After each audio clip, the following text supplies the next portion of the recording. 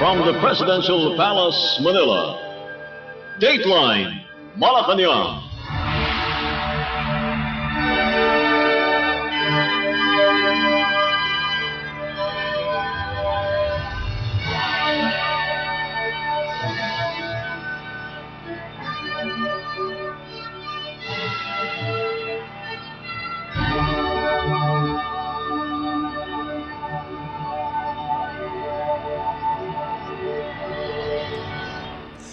Good day. This is Dateline Malacañang. Philippine President Ferdinand R. Marcos Jr. on Monday called on Filipinos to honor the country's heroes by emulating their patriotism through service and compassion as the nation marked National Heroes Day. In his message, the chief executive emphasized that the country's historic struggles had forged both the legacy of the nation's heroes and its destiny. President Marcos underscored that the Philippines continues to produce heroes not only on the battlefield but in everyday life. The president urged Filipinos to express patriotism not just in grand gestures but in everyday acts of service and compassion. National Heroes Day is observed every last Monday of August to honor Filipinos who fought for freedom and nationhood from the revolutionaries against Spanish colonial rule to modern-day frontliners who continue to serve the country. Dateline Malacañang. In line with the celebration of National Heroes Day, Philippine President Ferdinand R. Marcos Jr. on Monday morning led the nation in commemorating National Heroes Day by offering a wreath at the tomb of the unknown soldier at the Libingan ng mga Bayani in Taguig City. This year's theme, Isang Diwa, Isang Lahi, Isang Bayanihan, highlights the bravery of Filipino heroes, both known and unsung, who fought for freedom and dignity. The National Historical Commission of the Philippines, or NHCP, spearheaded the event in collaboration with the Department of National Defense, or DND, and the City of Taguig. Republic Act, or RA number 9492, designates the last Monday of August as National Heroes Day, serving as an opportunity for the nation to remember the sacrifices and contributions of all Filipino heroes and the bravery they exemplified for the Filipino people. Let us listen to the speech of Philippine President Ferdinand R. Marcos Jr. during the event. Noong taong 1898, ipinagpalit ng isang ginang na guro mula Iloilo ang simpleng buhay upang ipaglaban ang kalayaan ng bansang Pilipinas. Siya si Teresa Magbanwa o Nanay Isa, ang tinaguriang Visayang Joan of Arc. Sa kabila ng kanyang pribilehiyong makakuha ng mataas na edukasyon at maging maestra, mas pinili niyang itaguyod ang mga karapatan ng bawat Pilipino. Sa gitna ng panganib at sa bawat pagsubok, hindi siya sumuko. At hanggang sa kanyang pagtanda, patuloy siyang naging sandigan ng mga sundalo at gerilyang lumaban para sa bayan. Isa lamang siya sa libo-libong Pilipino na nagbuwis ng buhay, seguridad at kabuhayan para sa kalayaang ating tinatamasa. Ngayong araw ng mga bayani, binibigyang pugay natin ang mga Pilipinong hindi na isulat ang pangalan sa mga pahina ng kasaysayan, ngunit naging mitya at apoy na bumuhay sa ating kasarinlan. Kinikilala rin natin ang mga Pilipinong tapat na naglilingkod, nagmamalasakit at nagmamahal sa ating bansa. Sila ang nagsisilbing paalala sa ating lahat na ang kabayanihan ay nananalaytay pa rin sa ugat ng bawat sa atin. Likas na sa Pilipino ang pagiging tapat, ang paglilingkod at pakikipagkapwa. Nakikita natin ito sa ating mga magsasaka, mga mangingisda, mga guro, healthcare worker, ating mga manggagawa. Ang kanilang araw-araw na paglilingkod sa kabila ng mga hamon ay patunay na buhay pa rin ang diwa ng kabayanihan para sa bayan. Sa tuwing may ginagawa tayong hindi para sa atin sarili, kundi para sa ikabubuti ng ating kapwa Pilipino, ito ay sinasambit natin. Kahit minsan, ginagawa nating biro, ngunit masarap sambitin para sa bayan. Ganun pa naman, may iilan pa rin sa atin ay mas pinipili ang sarili na interes at kapakanan kaysa sa bayan at sa kapwa Pilipino. Kasabay ng paglipas ng panahon ay ang pagsibol ng mga bagong hamon na kailangan nating harapin. Hindi lang pagpapalakas ng ating depensa ang kailangan nating tutukan upang maalagaan ating kalayaan. Kailangan din natin labanan ang banta ng katiwalian at pang-aabuso sa kapangyarihan ng ating lipunan. Dahil hindi lamang salapi ang kanilang ninanakaw, kundi pati ang kalusugan, pangarap at kinabukasan ng mga susunod na henerasyon na Pilipino. Kaya't hindi natin dapat ipagwalang bahala ang maliliit na panlilinlang sapagkat kung paulit-ulit ito'y pinapalampas natin, unti-unti nitong sinisira ang ating lipunan nang hindi natin namamalayan. Bilang Pilipino, may pananagutan tayo sa ating bansa na maging mas mapanuri sa mga mali, na isiwalat ang panloloko at panindigan ang alam nating tama kahit hindi ito madali. Ito rin ay pagkakataon upang gisingin ang kamalayan ng kabataan tungkol sa kanilang tungkulin sa bayan. Gabayan natin sila upang maging mas mapanuri sila sa mga suliranin sa ating lipunan. Kung hindi natin maihahanda ang kabataan sa pagtatanggol sa ating kalayaan, ipinagkakanulo natin hindi lamang ang sakripisyo ng ating mga bayani, kundi pati na rin ang kinabukasan ng ating bansa. At sa hangaring ito ang pangako ng inyong pamahalaan. Hindi namin kayo iiwan. Pananagutin namin ang lahat ng sangkot sa anomalya at katiwalian. Ilalabas natin ang buo at pawang katotohanan at titiyakin natin hindi na mauulit ang kawalan ng respeto at malasakit sa taong bayan. Kaya't magtulong-tulong tayo upang labanan ng korupsyon, labanan ng pag-aabuso sa tungkulin, labanan ang pagyura sa ating karapatan. Sapagkat ito lamang ang paraan upang matamasa natin ang mas maunlad, mas makatarungan at mas matatag na bagong Pilipinas.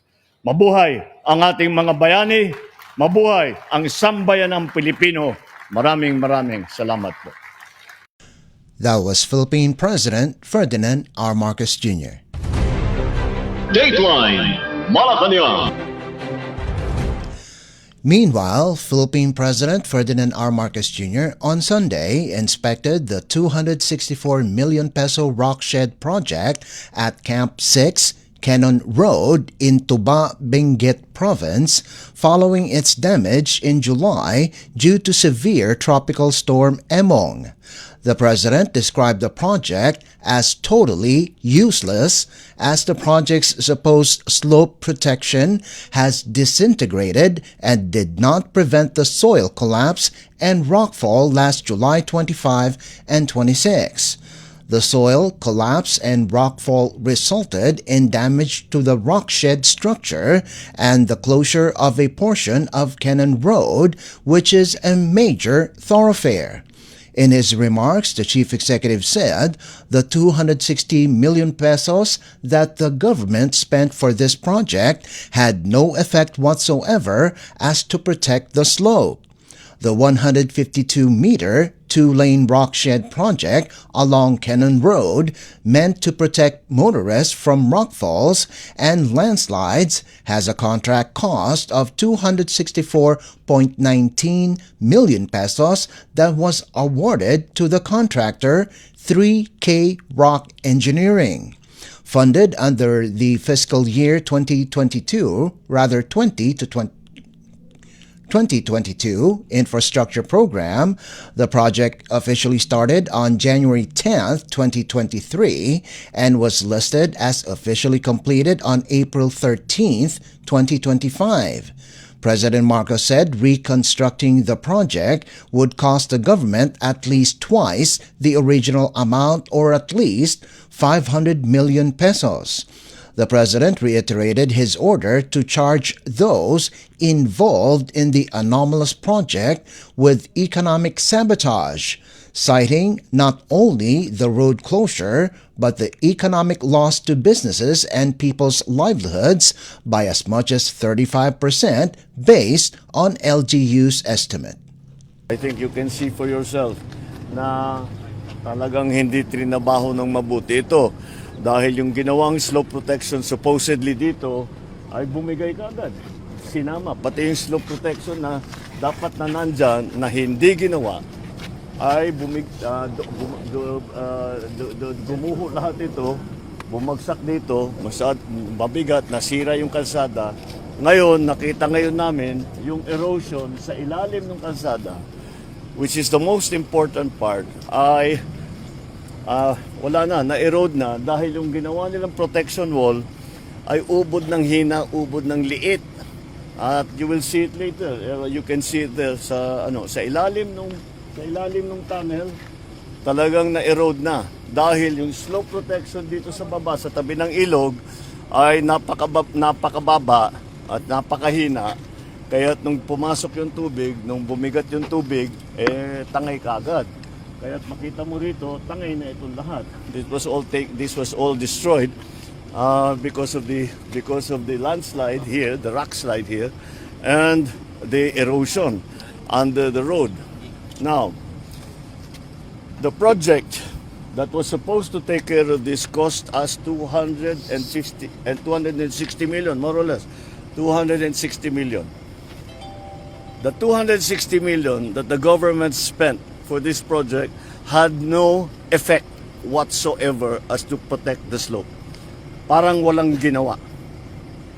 Sana pareho lang. Kung wala silang tinayo, wala silang linagay na wall, wala silang linagay na riprap, wala silang linagay na slope protection, ganun din ang nangyari. Kaya ang balor ng kanilang trabaho is zero, complete zero. We are talking to the mayor in terms of the effect on businesses. Because of this, because nagsara ito, hindi na magamit ito, in terms of business, 30%, 35%, I think is the number, 35% kaagad ng kanilang hanapbuhay ay nawala dahil dito. So it is not only the damage, the physical damage that we can see, but it is also the damage to the economy. It is also the damage to the people's livelihood. Naghahanap buhay lang naman itong mga taong ito, tinanggal sa kanila 35% ng kanilang hanap buhay para ibulsa ang pera ng gobyerno. Kaya naman, hindi kayo magtataka that if there's one thing, I will not leave this office until I fix this. This is it. This is one of those things. Here's the problem here. This is 260 million project. Useless. Parang tinapon mo yung pera sa ilog. Useless. To correct this will cost double that. That's my top of the head estimate. 500 million ito para ayusin. So there's a lot of work that needs to be done. So how can you tell me that it's not economic sabotage? Kinuha mo yung 260 million, wala kaming nakitang effect dun sa kanyang ginawa na kontrata. Tapos para ayusin yung binigay ninyong problema sa amin, it will cost another 260 million, probably double 260 million, hanggang 500 million na yan. This was the latest flood control project inspected by President Marcos since launching last August 11th the Sumbong sa Pangulo website for corruption-tainted flood control projects.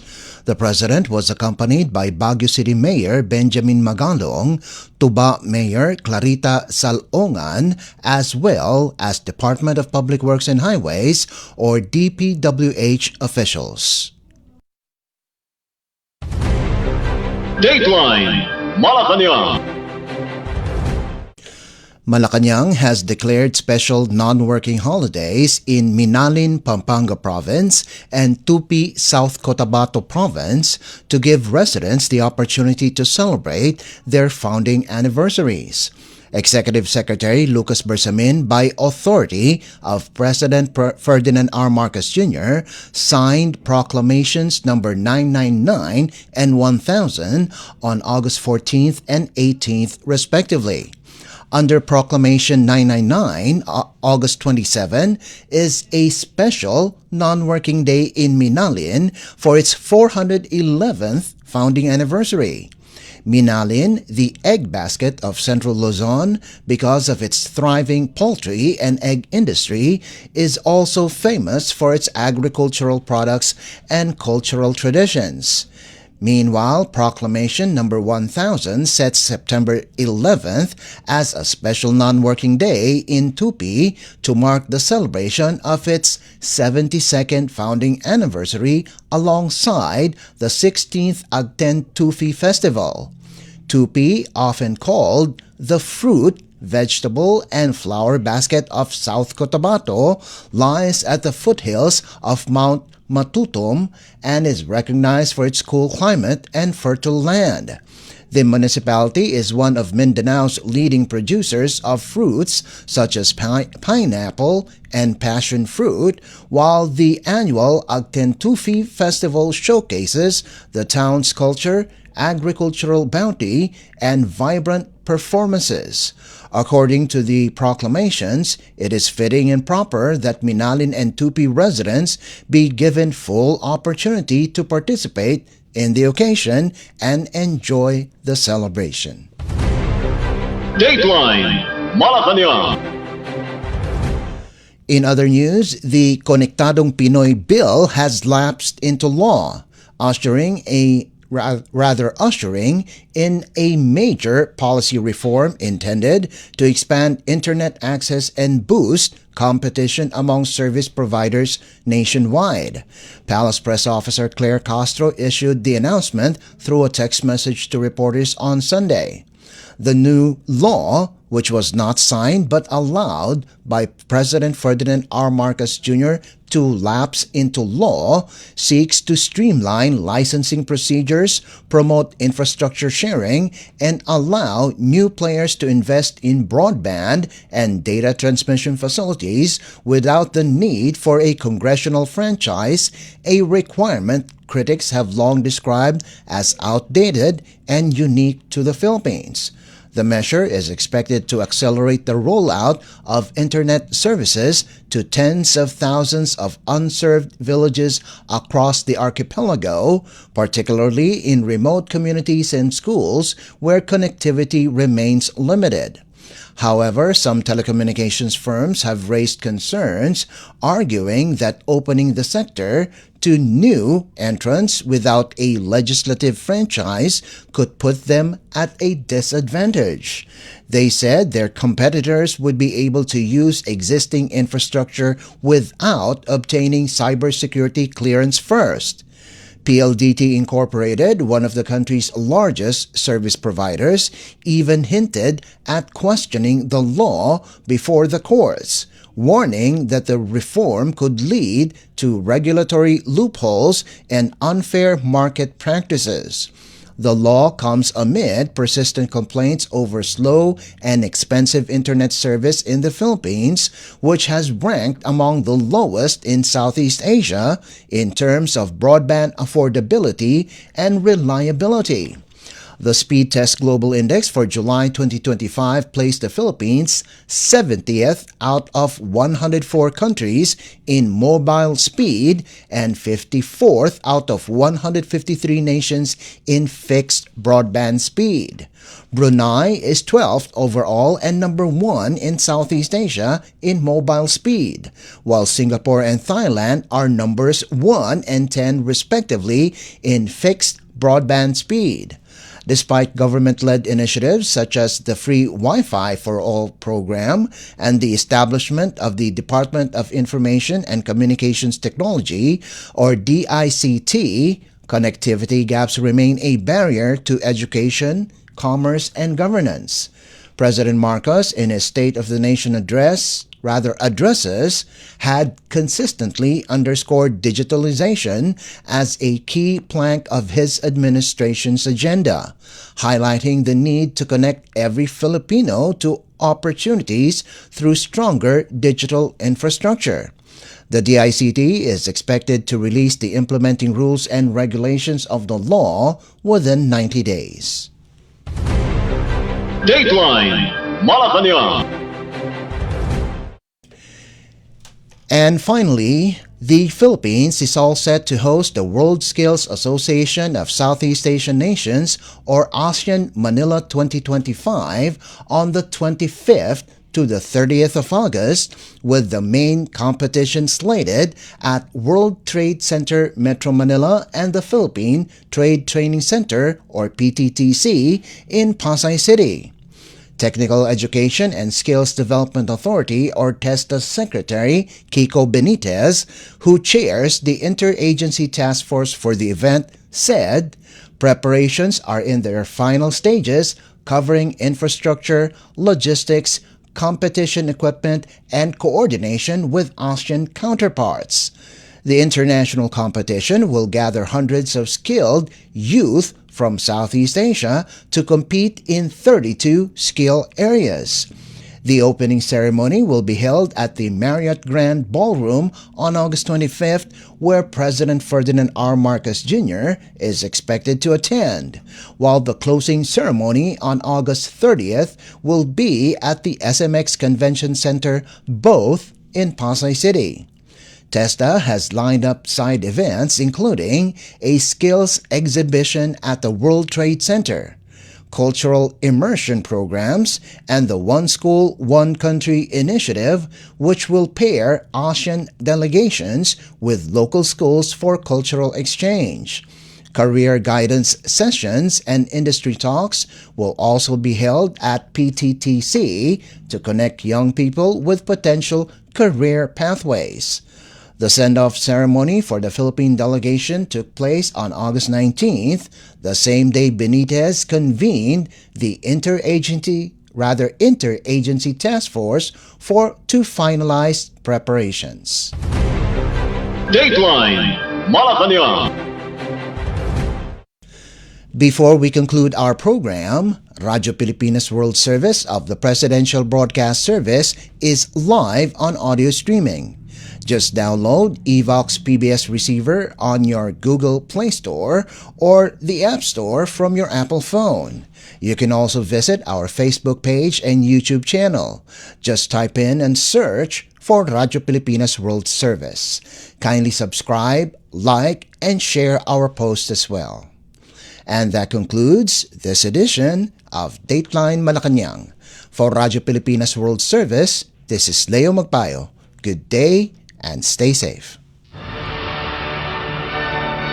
From the Presidential Palace, Manila, Dateline Malacañang.